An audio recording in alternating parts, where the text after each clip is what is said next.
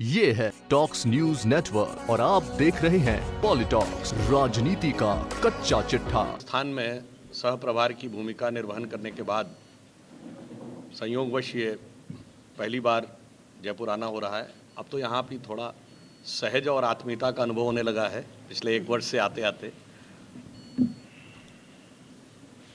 आज मैं ये कहना चाहूँगा कि आप सभी ने देखा कि लोकसभा में राजस्थान की जनता ने क्या निर्णय दिया था। उसका कारण था कि जब से राजस्थान में कांग्रेस की अशोक गहलोत जी के नेतृत्व में सरकार बनी है, तब से हर क्षेत्र में जिस प्रकार से गिरावट आई, अव्यवस्था फैली, उसने बढ़ते बढ़ते यह स्थिति पहुंचा दी कि लोकसभा चुनाव में कांग्रेस की पूरी तरीके से दुर्गति हो गई। परंतु यह प्रक्रिया उसके बाद भी थमी नहीं है। आपने देखा है कि कानून व्यवस्था जैसी स्थिति में जहां राजस्थान की स्थिति कभी खराब नहीं मानी जाती थी, आज यह स्थिति हो जाए कि थाने पर हमला करके अपराधियों को छुड़ा लिया जाए, ये अपने आप में बहुत गंभीर और अत्यंत चिंताजनक स्थिति है। आज ही ये रिपोर्ट्स आई हैं कि महिलाओं पर होने वाले अत्याचार 2 गुने हो गए हैं और लगभग प्रतिदिन 10 महिलाओं या बच्चियों के साथ कोई ना कोई अत्याचार हो रहा है। इन सारी स्थितियों के बाद भी मुझे लगता है कि कांग्रेस की इस सरकार को सम्मति नहीं आ रही है। स्थिति तो ये है कि मुझे ऐसा लगता है कि दुर्गति ने उनकी मति पूरी तरीके से विचलित कर दी है। स्थिति ये है कि सरकार निर्णय लेती है और उप मुख्यमंत्री कहते हैं मुझे समाचार पत्रों के माध्यम से पता चला है। ये सरकार के सौहार्द और सामंजस्य का एक अद्भुत नमूना है। इतना ही नहीं, लोकसभा हारने के बाद अब उनकी मना स्थिति ये हो गई है कि अब नगर निगम चुनाव भी जीतने तो क्या, ढंग से खड़े होने का आत्मविश्वास नहीं रह गया। जिस पार्टी ने अपने घोषणा पत्र में ये कहा हो कि हम प्रत्यक्ष चुनाव कराएंगे, वो एक कदम आगे बढ़ते हैं प्रत्यक्ष चुनाव, फिर एक कदम पीछे हटते हैं अप्रत्यक्ष चुनाव, फिर एक कदम बाएं जाते हैं कि पार्षदों की संख्या बदलेंगे, फिर एक कदम दाएं जाकर कह देते हैं पार्षदों के बाहर से भी ले लेंगे। इसे अंग्रेजी में कहते हैं 1 step forward 2 step backward, situation awkward. मगर इससे यह स्पष्ट हो गया कि जब प्रदेश की सरकार ये कहे कि हम प्रत्यक्ष चुनाव नहीं लड़ सकते, तो पहला ये हो गया कि वो सीधे जनता के निर्णय का सामना करने की स्थिति में नहीं है। ये पराजय की स्वीकारोक्ति है कि वो अपने महापौर जिताने की स्थिति में नहीं। और जब वो ये कह दें कि पार्षदों के बाहर से भी लेने का प्रावधान रहेगा, इसका मतलब महापौर तो छोड़िए, अपने नगर सेवक या पार्षद या कारपोरेटर भी जिताने के लिए वो आश्वस्त नहीं है। तो ये प्रदेश सरकार की पराजय की स्वीकारोक्ति मानी जा सकती है। और जो ये दुविधा दिखती है ना कांग्रेस के चरित्र में कि कभी डायरेक्ट कभी इनडायरेक्ट, कभी अंदर से कभी बाहर से, ये तो उनकी सहज प्रवृत्ति का अंग है। आप देखेंगे हर मुद्दे पे, प्रदेश से लेकर राष्ट्रीय मुद्दे पर कांग्रेस में यही दुविधा दिखती है। धारा 370 पे बयान कुछ देंगे, फिर दूसरा व्यक्ति कोई दूसरा बयान देने लगेगा। संसद में वोटिंग कुछ और करेंगे, बयान कुछ और देंगे। यूएपीए के मुद्दे पे, आतंकवाद विरोधी कानून पे, कभी एक बयान कभी दूसरा बयान, समझ ही में नहीं आता पक्ष में है कि विपक्ष में है। नेशनल रजिस्टर फॉर सिटीजन्स के मुद्दे पे आज तक वो अपनी मत स्पष्ट ही नहीं कर पाए कि उनका मंतव्य है क्या। ट्रिपल तलाक पर कुछ बता ही नहीं पाते हैं कि वो किस तरफ हैं। तो ये हमेशा 2 चित्त में रहते हैं। और यहाँ पर तो दो दो सेंटर्स के बीच में रहते हैं, और जब कोई भी चीज दो पार्टों के बीच में फंस जाती है तो वो साबुत नहीं बच पाते। संत कबीर कह गए हैं कि चलती चक्की देख के दिया कबीरा रोए, दो पाटन के बीच में साबुत बचा न कोए।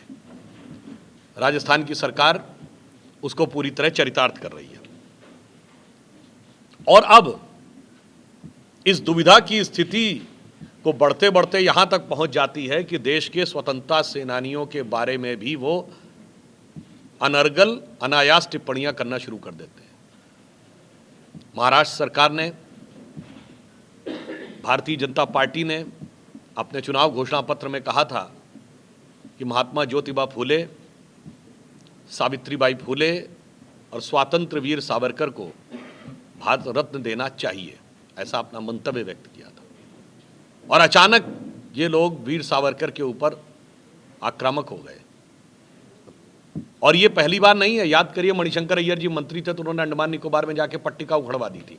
मैं पूछना चाहता हूं कांग्रेस के लोगों से कि वीर सावरकर भारत के इतिहास के वो पहले व्यक्ति थे जिन्होंने अपने छात्र जीवन में क्वीन विक्टोरिया के शासन की 50वीं वर्षगांठ की मिठाई खाने से मना कर दिया था, अनुशासनात्मक कार्रवाई देखी थी। लंदन में जाकर मदन लाल ढींगरा शहीद, उनकी आलोचना के लिए जो सभा बुलाई गई उसमें वो गए और उन्होंने वहां पर खुलेआम विरोध किया, यद्यपि उनके साथ वहां मारपीट और हाथापाई तक हुई। और इतना ही नहीं, वो भारत के एकमात्र ऐसे स्वतंत्रता सेनानी थे जिसे 2 जन्मों के कारावास की सजा मिली, 25-25 साल के 2 जन्म। और उसके बाद उन्होंने बाहर निकल के ये कहा था कि चलो मुझे इस बात का संतोष है कि भारत की पुनर्जन्म की अवधारणा को अंग्रेजों ने स्वीकार तो किया, तभी तो उन्होंने 2 जन्मों की बात कही। और जब वो लोग परिहास उड़ाते हैं स्वतंत्रता आंदोलन के स्वयंभू पुरोधा बन के, मैं एक बार विनम्रता के साथ मगर चुनौती के साथ कांग्रेस से पूछना चाहता हूं कि कांग्रेस का एक नेता बताइए जिसे काला पानी हुआ हो। कांग्रेस का एक नेता बताइए जो अंग्रेजों के जमाने में फांसी चढ़ाओ। कांग्रेस का एक नेता बताइए जो अंग्रेजों के जमाने में पुलिस की गोली से मारा गया हो। और लाला लाजपत राय जी को छोड़कर कांग्रेस का एक नेता बताइए जिसके ऊपर प्राण घातक लाठियां भी चली। इसलिए स्वतंत्रता आंदोलन की एकांगी एक पक्षी व्याख्या करके, तमाम स्वतंत्रता सेनानियों को अपमानित करके, राष्ट्र की आत्मा को कलंकित करने का जो काम कांग्रेस ने किया है वो सर्वथा निंदनीय है। और सिर्फ स्वतंत्र वीर सावरकर ही क्यों, उन्होंने तो सूर्य सेन, बाघा जतीन, सचिन नाथ सान्याल, राम प्रसाद बिस्मिल, चंद्रशेखर आजाद, भगत सिंह, राजगुरु, सुखदेव को क्या लिखा था, रिवोल्यूशनरी टेररिस्ट तक लिखा था उन किताबों में। तो मेरा मानना यह है कि प्रदेश का विषय हो, नगर निगम का विषय हो, देश का विषय हो, सुरक्षा का विषय हो या इतिहास का विषय हो, कांग्रेस पूरी तरीके से एक्सपोज हो चुकी है। और अंत में मैं कहना चाहूँगा, यह महात्मा गांधी जी की 150वीं जयंती का वर्ष है। हमारी सरकार ने महात्मा गांधी जी के 150वीं जयंती पे कई संकल्प लिए हैं, और उनके जो जो संकल्प थे, स्वच्छता हो, खादी हो, जल संरक्षण हो, अथवा वृक्षारोपण और सिंगल यूज प्लास्टिक को समाप्त करके पर्यावरण का संरक्षण, ये सारे के सारे कार्य करने के लिए हम कटिबद्ध हैं और हम इन कार्यों में सफल होंगे। और यह भी हम आशा करते हैं कि महात्मा गांधी जी की 150वीं जयंती पर देश की जनता जो उस दिशा में आगे बढ़ी है कि जो महात्मा गांधी जी की अंतिम इच्छा थी कि कांग्रेस को समाप्त करके नए सिरे से शुरुआत करना चाहिए, संभवतः देश की जनता उस कार्य को सिद्ध करेगी। धन्यवाद।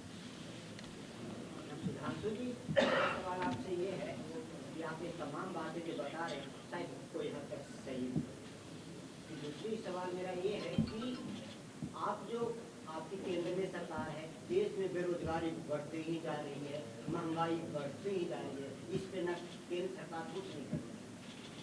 आपने जो प्रश्न किया है, मैं याद दिलाना चाहूँगा कि आज भी महंगाई की दर विकास की दर से बहुत कम है। जबकि वैश्विक मंदी का दौर चल रहा है, सारी दुनिया में ये सबको ज्ञात है।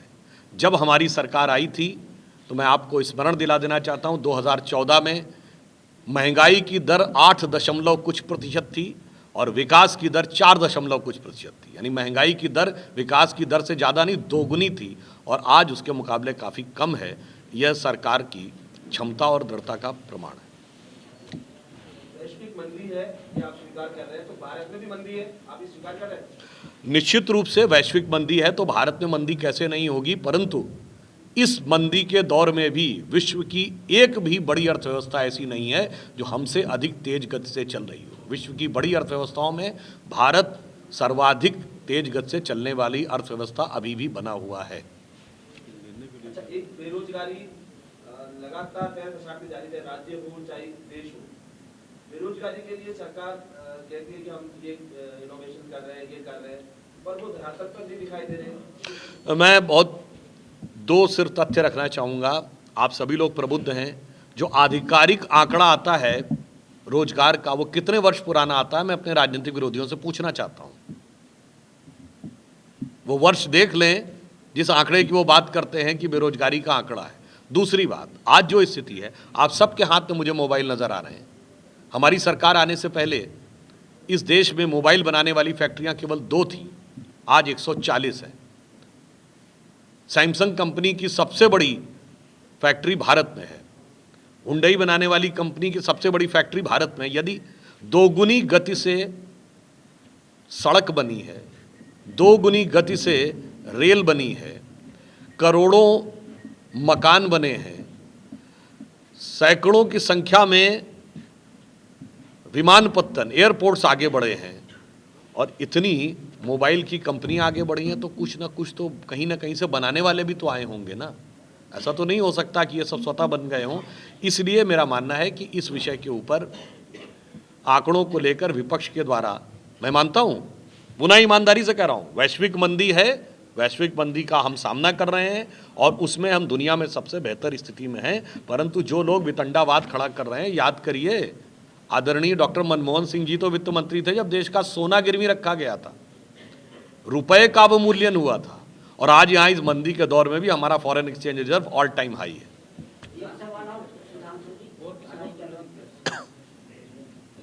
प्रधानमंत्री जी ये कहते हैं कि देश को न झुकने दूंगा न बिकने दूंगा, जबकि जितनी भी सरकारी कंपनी सारे प्राइवेट पे आप दे रहे हैं, तो क्या परिभाषा आप लगाएंगे? आप राष्ट्रीय प्रवक्ता है, क्या माना जाए?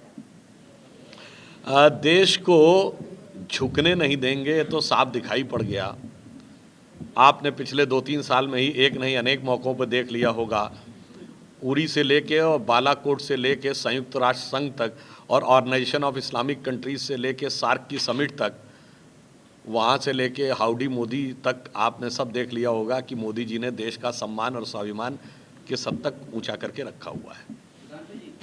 रेल मंत्री ने नोबेल पुरस्कार विजेता को वामपंथी बताया है। वहीं पर अभिजीत ने कहा है कि जो सरकार है ये जब से सरकार बनी उसके बाद से जो देश है मैन्युफैक्चरिंग के सेक्टर में पूरी तरह से बांग्लादेश से भी नीचे स्तर पर आ चुका है। देखिए, नोबेल पुरस्कार विजेता हैं, उनका पूरा हम सम्मान करते हुए एक सिर्फ पक्ष कहना चाहूँगा कि बांग्लादेश की अर्थव्यवस्था का आकार क्या है। भारत के एक राज्य से भी छोटा आकार है। महाराष्ट्र राज्य की अर्थव्यवस्था का आकार बांग्लादेश की अर्थव्यवस्था से बड़ा है। इसीलिए मैंने अपने वक्तव्य में क्या कहा, बड़ी अर्थव्यवस्थाओं में से भारत सबसे तेजी से गति कर रहा है। हम समान में तुलना करते हैं, जैसे हम आज ये कहें हम अमेरिका से अधिक तेजी से बढ़ती अर्थव्यवस्था है, तो हम 2.7 ट्रिलियन डॉलर की और वो 18 ट्रिलियन डॉलर की अर्थव्यवस्था है, तो हमारी यह तुलना युक्ति संगत नहीं होगी। राजस्थान की धरती पर सांसद बन के आने के लिए आपका स्वागत है। मेरा प्रश्न ये है कि आपने सरकार के अंतर्विरोध को अभी रेखांकित किया, तो राजस्थान की जनता कब इनसे छुटकारा पाएगी, कब विसर्जन होगा सरकार से? मैंने रेखांकित नहीं किया है, वो तो रेखा तो छोड़िए, इस तरह दिखाई पड़ रहा है कि राजस्थान की जनता चकाचौंध है। उसे समझ में नहीं आ रहा है कि यहाँ पर ये दो जो पावर सेंटर्स हैं इनके बीच में क्या चल रहा है। अब मतलब ऑन द लाइटर नोट मैं कहना चाहूँगा, इसको कोई व्यक्तिगत टिप्पणी न माना जाए। अब अगर एक प्लेन में 2 पायलट एक साथ चाहें कि हम अपने अपने हिसाब से चलाएंगे तो प्लेन का क्या हश्र होगा। और पुरानी फिल्म का आपने नाम सुना होगा, एक फूल दो माली। तो फिर दोनों की चीज़ों का क्या हश्र होता है, ये मेरे ख्याल से राजस्थान की जनता उसकी भुक्तभोगी है।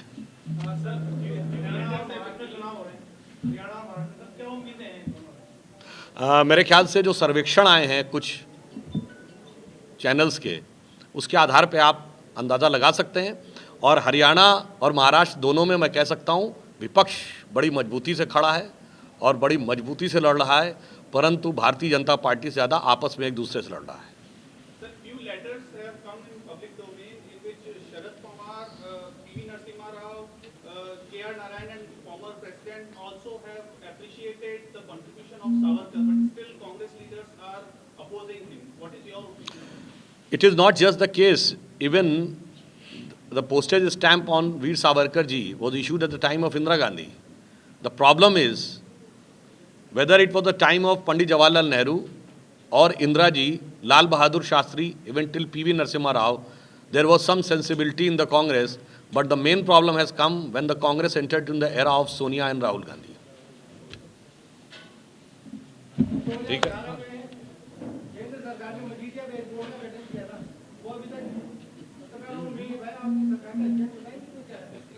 नहीं सब उस पर विचार चल रहा है, जो सब लोग मिलके जो अब ये सीधा सरकार के अधिकार की बात नहीं है, ये उनके जो आपके ओनर्स हैं और उनके साथ मिलके बात करने की बात है। ये कोई सरकार के विभाग में इम्प्लीमेंट करने वाला विषय नहीं है। ये है टॉक्स न्यूज नेटवर्क और आप देख रहे हैं पॉलिटॉक्स, राजनीति का कच्चा चिट्ठा।